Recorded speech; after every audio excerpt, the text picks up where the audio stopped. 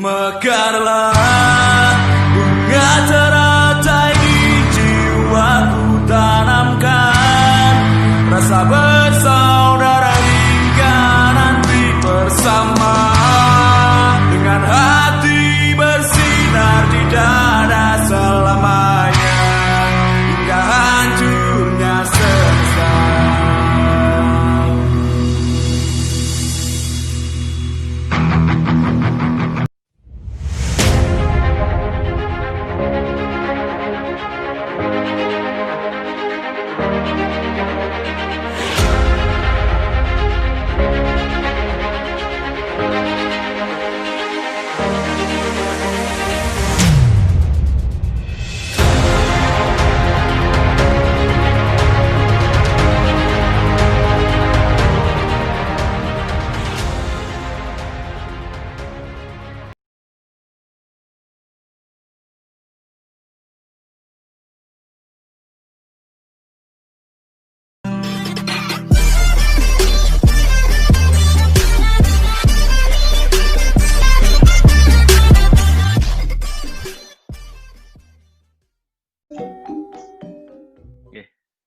Assalamualaikum warahmatullahi wabarakatuh.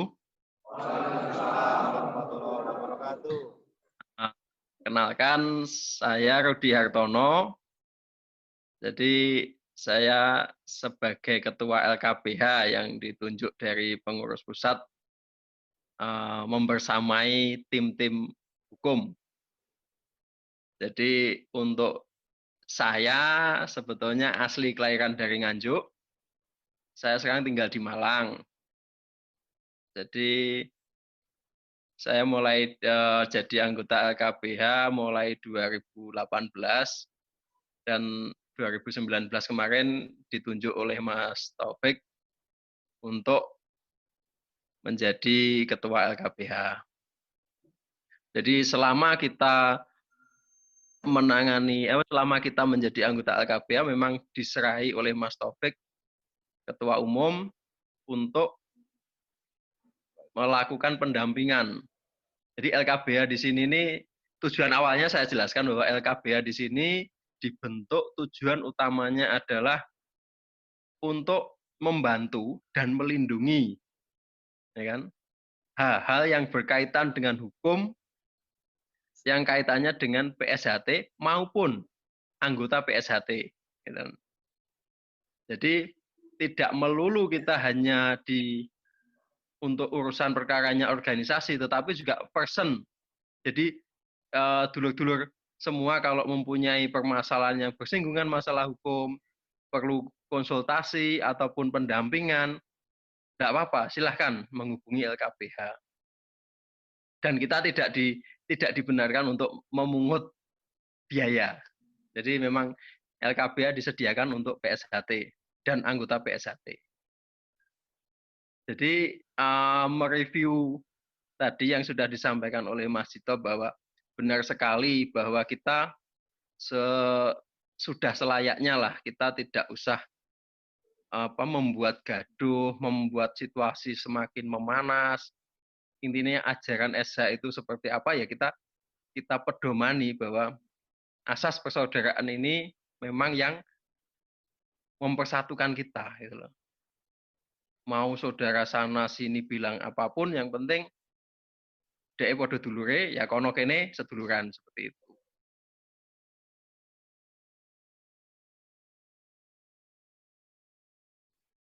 Nah, memang mengenai konflik organisasi yang hal ini berkaitan dengan hukum memang juga harus diselesaikan melalui jalur hukum. Karena memang dari dulu juga kita kan yang selalu digugat. Mau nggak mau kan kalau namanya orang digugat, otomatis kita juga memberikan hak jawab melalui hukum acara juga, seperti itu.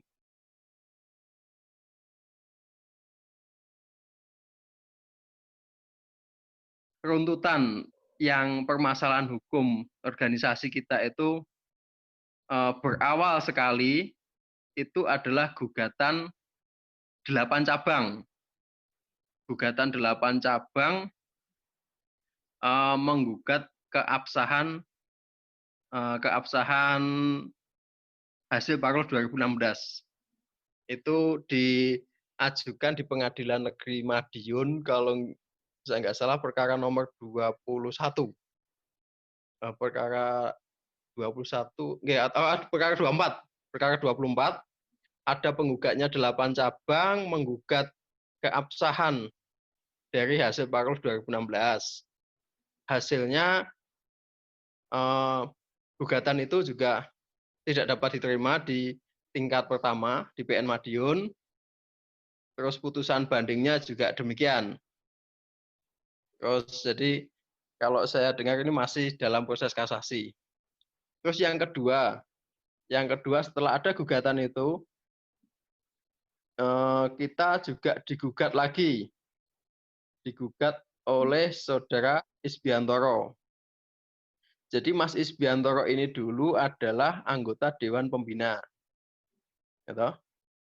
Anggota Dewan Pembina di Yayasan SHTRAT yang pada saat ada rapat pembina di Jogja, beliau sudah diberikan undangan, juga sudah ada tanda terima undangannya, tetapi beliau memang tidak berkenan menghadiri. Nah, akhirnya di sana ada Dewan Pembina yang sudah memenuhi quorum untuk membuat suatu keputusan. Jadi tidak dihadiri oleh satu Dewan Pembina. Menurut ADRT itu sudah sah. Jadi mengganti ketua yayasan yang sebelumnya Mas Heri Wur terus diganti menjadi Mas Lanjar. Nah, ini akhirnya konfliknya berlanjut lagi. Jadi ajukanlah gugatan oleh Mas Isbiantoro di Pengadilan Negeri Madiun. Itu perkara nomor 21 tahun 2018. Hasilnya lagi-lagi gugatannya tidak diterima karena dianggapnya memang ada syarat-syarat formil yang tidak terpenuhi oleh penggugat waktu itu. Jadi akhirnya dari pihak Mas Isbiantoro juga mengajukan lagi ke banding. Hasilnya sama, tidak dapat diterima lagi. Hasilnya menguatkan dari putusan Pengadilan Negeri Madiun. Terus saat ini lagi proses di kasasi, masih belum turun putusannya. Ini putusan belum turun. Awal tahun kemarin ada akhir tahun 2019 ada gugatan masuk lagi. Gugatannya Mas Wahyu sama Mas Andreas Eka Sakti. Yang digugat sama Dewan Pembina sama Ketua Yayasan PSHT. Gugatannya sama materinya, hanya beda subjek penggugatnya. Terus hasilnya tanggal 18 Juni kemarin sudah diketahui kita bersama bahwa gugatan itu tidak dapat diterima. Karena memang masih gugatan yang dengan materi yang sama masih proses di Mahkamah Agung, di proses kasasi. Itu yang soal yayasan, gitu. Terus kita pernah menggugat adanya badan hukum PSHT yang jumlahnya kalau nggak salah ada 13. Itu tahun 2018 sudah putus. Tujuannya apa? Tujuannya yang gugat Mas Taufik. Mas Taufik menggugat Kemenkumham, Kementerian Hukum dan HAM yang menerbitkan pengesahan badan-badan hukum yang dengan nama PSHT itu tujuannya cuma satu. Jangan sampai PSHT ini pecah gitu loh. Bisa kita bayangkan misalkan setiap cabang mempunyai badan hukum masing-masing. Ya kan? Bagaimana nanti koordinasinya? Bagaimana ketika nanti ada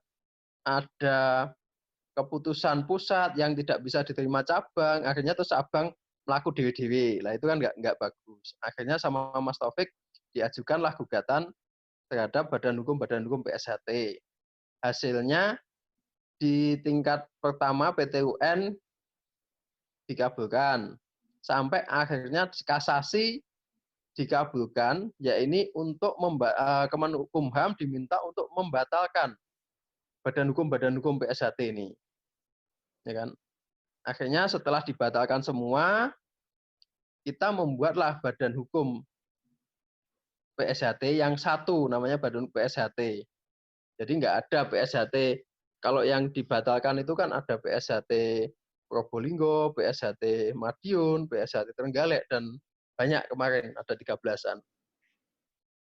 Sedangkan badan hukum yang dibentuk oleh Mas Taufik hanya satu, PSHT kan, seperti itu. Tahun 2019 sudah turun, sudah mendapat pengesahan dari Kementerian Hukum dan HAM. Nah, setelah terbit badan hukum ini, akhirnya ada masuk gugatan di PT UN Jakarta, yang tujuannya sama, untuk membatalkan ini badan hukum kita ini yang dibentuk oleh Mas Taufik. Jadi Mas Isbianto, Mas Murjoko yang mengajukan. Jadi Mas Murjoko mengajukan gugatan itu, ya kita tidak mau mengintervensi putusan dari hakim. Itu juga sudah kewenangannya hakim memutus, itu memang haknya hakim, tetapi dalam pertimbangannya menurut kami hal itu tidak sesuai. Kenapa dikabulkan gugatannya untuk membatalkan badan hukumnya yang dibentuk oleh Mas Taufik? Salah satunya adalah bahwa PSHT sedang dalam kondisi konflik, seperti itu. Padahal kan konflik sudah diselesaikan sebelumnya dalam gugatan yang 13 badan hukum itu kan sudah selesai dianggapnya, seperti itu. Dan di tingkat pertama dikabulkan untuk membatalkan badan hukumnya Mas Taufik. Terus di tingkat Pengadilan Tinggi Tata Usaha kemarin itu yang baru turun juga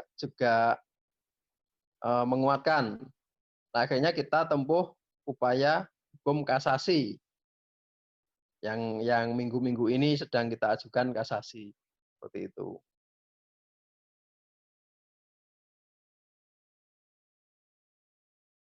Pada intinya badan hukum PSHT itu juga tidak, apapun hasilnya itu juga tidak mempengaruhi hasil Parloh 2016. Gitu. Terus gugatannya Mas Isbiantoro yang sudah DNO lagi-lagi DNO itu tidak dapat diterima oleh pengadilan, itu juga tidak ada sangkut pautnya dengan kepengurusan hasil Parloh 2016. Itu gugatan soal yayasan. Gitu. Terus yang kemarin itu yang baru putus tanggal 18 juga seperti itu. Tidak ada kaitannya dengan kepengurusan 2016. Jadi pada intinya kepengurusan Mas Taufik tetap sah. Dan itu juga sudah terbukti bahwa gugatannya mereka tentang hasil Parloh 2016 yang digugat 8 cabang itu kan juga tidak dikabulkan, seperti itu. Jadi saya harap dulur-dulur di daerah yang tentunya ini merupakan rohnya suatu ajaran kita, gitu loh. Kalau kita ini hanya organnya, organisasi kan pelengkap. Tetapi sebetulnya kan nasib dari suatu persaudaraan ini kan ada di jenengan-jenengan sedoyo. Jadi bagaimana kita memperlakukan saudara-saudara kita di sebelah, ya kan? Maupun mereka pelintir atau dan sebagainya, sudahlah itu saudara kita semua. Jadi saya rasa tidak ada alasan kita untuk membenci mereka. Seperti itu. Jadi sekali lagi untuk hal-hal yang berkaitan di pengadilan itu tidak merubah dan tidak ada sangkut pautnya dengan hasil kepengurusan 2016. Mas Taufik tetap masih sebagai ketua umum di sini. Jadi tadi benar apa yang disampaikan Mas Tito bahwa kita ini kan diajarkan persaudaraan, ya kan? Dan sebagai orang SH tentunya juga kita punya komitmen yang tinggi terhadap kesepakatan bersama. Pada tahun 2016, setelah saudara-saudara sepuh kita sudah semua sepakat, gitu, semua menandatangani hasil Parlo 2016 yang dengan menetapkan Mas Taufik sebagai ketua umum. Dan belum 1 tahun sudah diadakan perapatan luhur lagi, dan itu inkonstitusional bagi sebetulnya. Jadi tidak sesuai dengan ADART yang telah disepakati bersama. Seperti itu.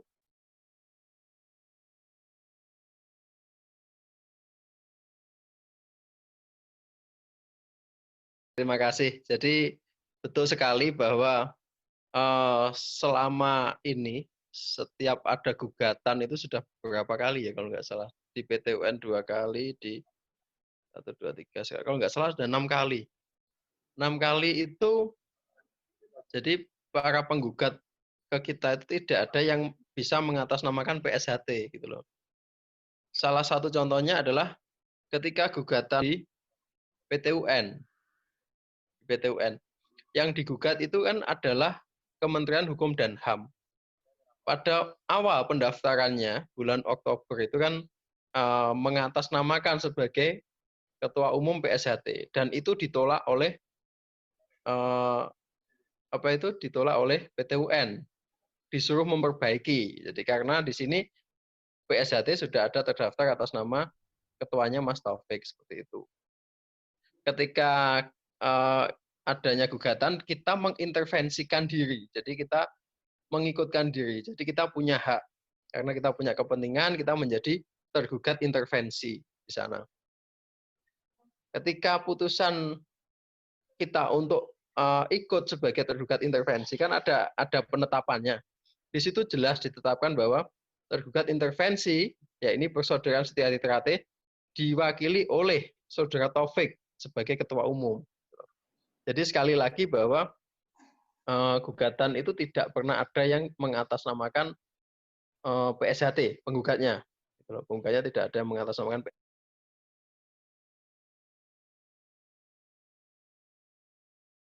PSHT.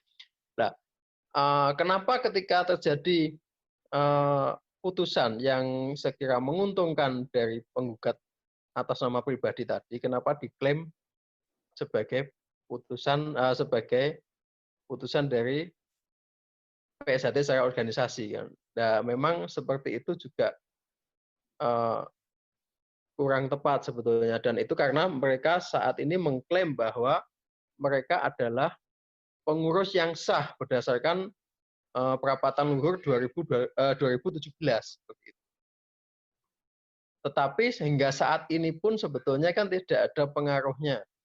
Ketika mereka secara organisasi, kita juga masih tidak ada yang membatalkan dari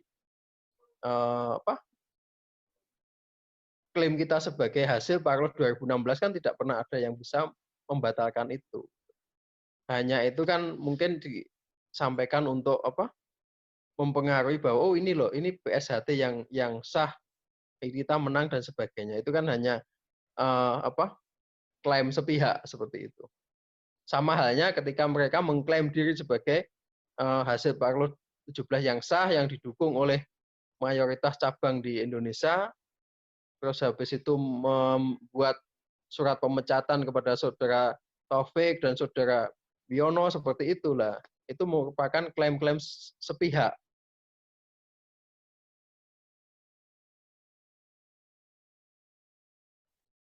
Buktinya juga dengan adanya surat pemecatan terhadap Mas Taufik dan Mas Wiono sebagai ketua Majelis Luhur, Mas Taufik sebagai ketua umum, kan juga tidak berimbas apa-apa. Mas Taufik juga tetap masih bisa menjalankan fungsinya sebagai ketua umum, seperti itu. Itu hanya klaim sepihak lah, seperti itu.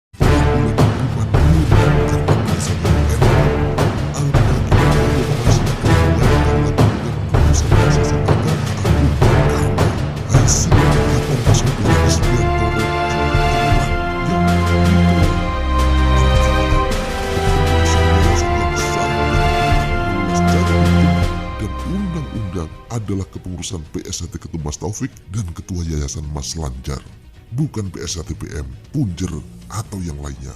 Silahkan kalian bermanuver apapun, kami PSHT patuh aturan dan taat hukum di negara Republik Indonesia ini. Kami tetap akan berjalan sesuai ADART dan ajaran PSHT dan juga sesuai dengan keputusan pemerintah. Kalau kalian masih mau mempelintir, mau memfitnah, tidak mengakui PSHT atau apapun, silakan. Kami sebagai saudaramu sudah mengingatkan. Masihkah semua ini akan kita dustakan dan kita tidak mau nyawiji dengan PSHT hanya karena membela oknum-oknum yang akan menghancurkan PSHT?